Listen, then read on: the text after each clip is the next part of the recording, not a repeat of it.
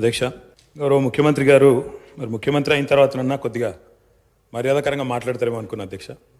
కానీ కొన్ని ఊహించలేము అధ్యక్ష, కొన్ని ఊహించలేము. ఎందుకంటే కొంతమందికి అది సాధ్యం కాదు. ఎందుకంటే వారికి అర్థమైంది అధ్యక్ష.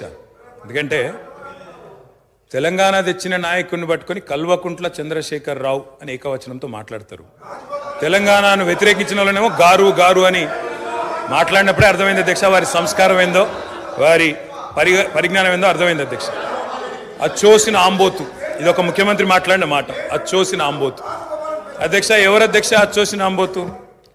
చీమలు పెట్టిన పుట్టలో దూరిన పాము అధ్యక్ష. కాంగ్రెస్ అనే పార్టీలో పాపం మా బట్టన్న, మా శ్రీధర్ అన్న, మా దామోదర్ అన్న, మా ప్రభాకర్ అన్న, అదేవిధంగా మా ఉత్తమన్న, మా కోమటిరెడ్డి వెంకటరెడ్డి అన్న, మా దామోదర్ అన్న, వీళ్ళందరూ కలిసి పెట్టిన పార్టీలో ఇవాళ దూరి ముఖ్యమంత్రి పదవి తీసుకున్న ఆయన చీమలు పెట్టిన పుట్టలో పాముల గురించి మాట్లాడితే చాలా చండాలంగా ఉంటుంది సార్. దయచేసి ఇవాళ నాయకుడు రాహుల్ గాంధీ గారు చెప్పారు అధ్యక్ష, మొట్టమొదటి క్యాబినెట్లోనే 6 గ్యారంటీలకు చట్టబద్ధత తెస్తాం, మెగా డిఎస్సి మొట్టమొదటి క్యాబినెట్లోనే ఇస్తాం, 6 నెలల్లో డిఎస్సి పూర్తి చేస్తాం, రిక్రూట్మెంట్ చేస్తాం.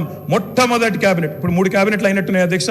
మరి మొదటి క్యాబినెట్ ఎడవైందో, 6 గ్యారంటీలకు చట్టబద్ధత ఎడవైందో చెప్పాలి అధ్యక్ష. అధ్యక్ష, రాహుల్ గాంధీ గారు చెప్పారు ఆదిలాబాద్ లో. ఏం చెప్పారు అధ్యక్ష? 24 గంటల్లోనే, ఇది నేను చెప్తలేను అధ్యక్ష, హిందుస్థాన్ టైమ్స్ రాసింది, 24 గంటల్లోనే 2 లక్షల రూపాయల రుణమాఫీ చేస్తాం రైతులకు. ఇది రాహుల్ గాంధీ గారు చెప్పిన మాట. నిలబెట్టాలని చెప్పి నేను కోరుతా ఉన్నా. 24 గంటలు కాకపోయినా 24 రోజుల్లోనైనా నిలబెట్టండి అని చెప్పి నేను కోరుతా ఉన్నా అధ్యక్ష. వారు చెప్పినారు కౌలు రైతులకు బీమా రుణాలు, కౌలు రైతులకు బీమా. కౌలు రైతులు ఎదురు చూస్తున్నారు రాష్ట్రంలో, మరి రుణాలు ఇవ్వమని కోరుతా ఉన్నారు అధ్యక్ష. ఇది రేవంత్ రెడ్డి గారు చెప్పారు. కేసీఆర్ ఉంటే 5,000 వస్తాయి, కేసీఆర్ ఓడిపోతే 15,000 వస్తాయని చెప్పి డిసెంబర్ 9 నాడు స్వయంగా రేవంత్ రెడ్డి గారు చెప్పారు. ముఖ్యమంత్రి పదవిలో కూర్చున్నారు. మరి వారు డిసెంబర్ 9 దాటిపోయినట్టుంది. ఈరోజు డిసెంబర్ 16 అనుకుంటా. 15,000 ఎడబోయినాయని చెప్పి రైతులు అడుగుతా ఉన్నారు. రేవంత్ రెడ్డి గారు మీరు సమాధానం చెప్పేటప్పుడు చెప్పాలని కోరుతా ఉన్నాం అధ్యక్ష. వారు చెప్పారు బీసీలకు 1,00,000 కోట్లు, బీసీలకు సబ్ ప్లాన్ తెస్తాం, బీసీలకు ఎంబీసీ మంత్రిత్వ శాఖ తెస్తాం, బీసీలకు మేము బ్రహ్మాండంగా 1,00,000 కోట్లు కేటాయిస్తాం, సబ్ ప్లాన్ తెస్తామన్నారు. నిలబెట్టుకోండి, వెల్కమ్ చెప్తాం, తప్పకుండా స్వాగతిస్తాం. మోస్ట్ బ్యాక్వర్డ్ క్లాసెస్ కి స్పెషల్ మినిస్ట్రీ పెడతామన్నారు అధ్యక్ష. బీసీ డిక్లరేషన్ లో మోస్ట్ బ్యాక్వర్డ్ క్లాసెస్ కి స్పెషల్ మినిస్ట్రీ అన్నారు. ఇప్పటిదాకా కదలికున్నట్టు లేదు. వారికి నేను గుర్తు చేస్తా ఉన్నా. రాష్ట్రంలోని బలహీన వర్గాలు చూస్తా ఉన్నారు. సమాధానం చెప్పేటప్పుడు చెప్పాలని చెప్పి నేను కోరుతా ఉన్నా. మైనారిటీలకు sub plan, minority sub plan అన్నారు. బడ్జెట్ సెషన్లోనన్నా తెండి, తప్పకుండా మైనారిటీలకు బీసీలకు సబ్ ప్లాన్ తేవాలా.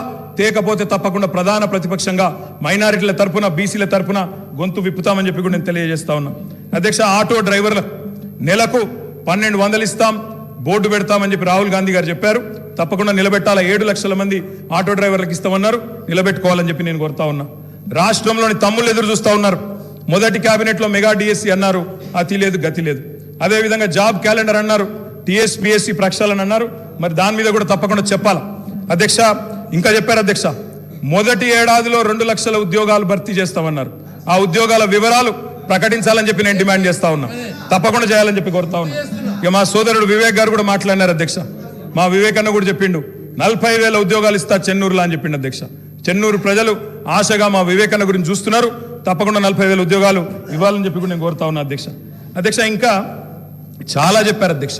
ఇట్లా హామీలు 1-2 కాదు అధ్యక్ష, చాలా చెప్పారు. We welcome it. మీరు నిలబెట్టుకోండి, తప్పకుండా నిలబెట్టుకోండి, తప్పకుండా బ్రహ్మాండంగా పనిచేయండి. మేము చేసిన దానికంటే ఎక్కువ పని చేయండి, మేము చేసిన దానికంటే ఎక్కువ పేరు సంపాదించుకోండి. 64 కాకపోతే ప్రజలు మీకు ఇంకా ఎక్కువ ఆశీర్వాదం ఇస్తారు. తప్పకుండా చేసుకోండి, మాకు అభ్యంతరం లేదు.